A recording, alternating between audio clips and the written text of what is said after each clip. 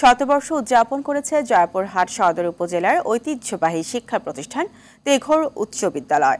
সকালে জাতীয় সঙ্গীত, পতাকা উত্তোলন ও বেলুন ওড়ানোর মধ্যে শতবর্ষ পূর্তি অনুষ্ঠানের উদ্বোধন করেন জেলা প্রশাসক আফরোজা আক্তার চৌধুরী। তিনি আশা করেন শিক্ষার্থীরা দেশ গড়ার গুরুত্বপূর্ণ ভূমিকা রাখবে। জয়পুরহাট প্রতিনিধি রাশেদুজ্জামানের প্রতিবেদন জানাচ্ছেন রফিকুল ইসলাম। ১০০ বছরে পা রেখেছে জয়পুরহাটের সদর উপজেলার তেঘর উচ্চ বিদ্যালয়। বিদ্যালয়টি ১৯২৪ সালের এই দিনে প্রতিষ্ঠা হয়। বিদ্যালয়টি প্রতিষ্ঠাকালীন সময়ে প্রথমে মক্তব ও পরে জুনিয়র মাদ্রাসা করা হয়। পরে সরকারি এক অধ্যাদেশের মাধ্যমে হাই স্কুলে রূপান্তর করা হয়। শত বছরে আমূল পরিবর্তন ঘটেছে।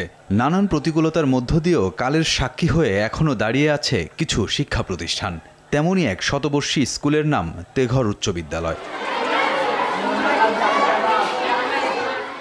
এই বিদ্যালয়টি এসএসসি পরীক্ষায় শতভাগ পাশের রেকর্ড গড়ে দৃপ্ত পদক্ষেপে এগিয়ে চলেছে সফলতার শিখর পানে।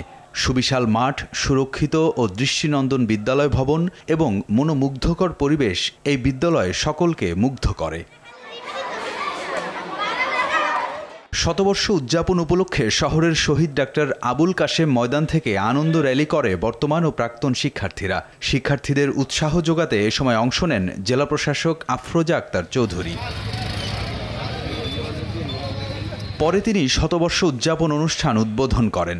এ সময় জেলা বিএনপির আহ্বায়ক ও আয়োজক কমিটির সভাপতি গোলজার হোসেনের সভাপতিত্বে ভারপ্রাপ্ত police super KM Mamun Khan Chishti, অতিরিক্ত জেলা প্রশাসক তৃপ্তিকণা মণ্ডল, যুগ্ম আহ্বায়ক মাসুদ রানা প্রধান, শহর বিএনপির সাধারণ সম্পাদক আবু রায়হান উজ্জ্বল প্রধান, জেলা শিক্ষা কর্মকর্তা রুহুল আমিন, বিদ্যালয়ের প্রধান শিক্ষক আব্দুল মোত্তালেব মণ্ডল উপস্থিত ছিলেন।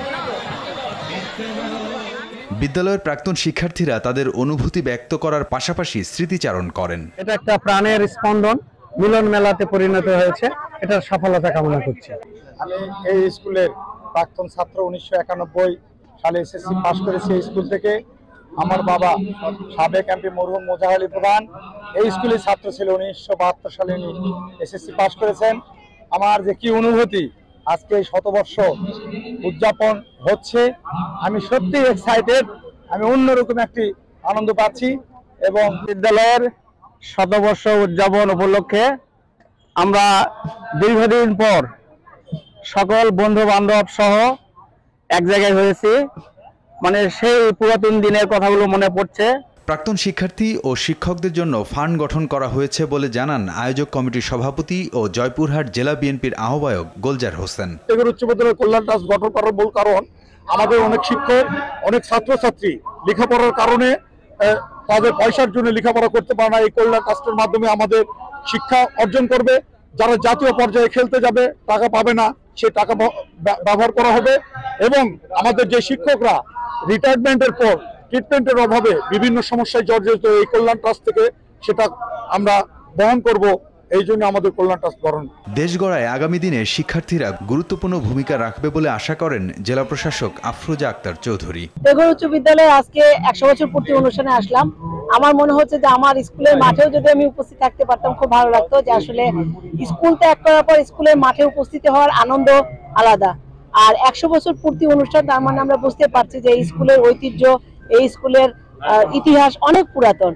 এবং আমরা দোয়া করি যে এই স্কুলে আরো বেশি সফলতা লাভ করুক এবং এই স্কুলের সকল শিক্ষার্থী দেশ এবং জনগণের কাজে নিজেদেরকে নিয়োজিত করার জন্য যথাযথ স্থানে তারা নিজেদেরকে অধিষ্ঠিত করার অর্জন করুক সফলতা। রফিকুল ইসলাম, RTV, ঢাকা।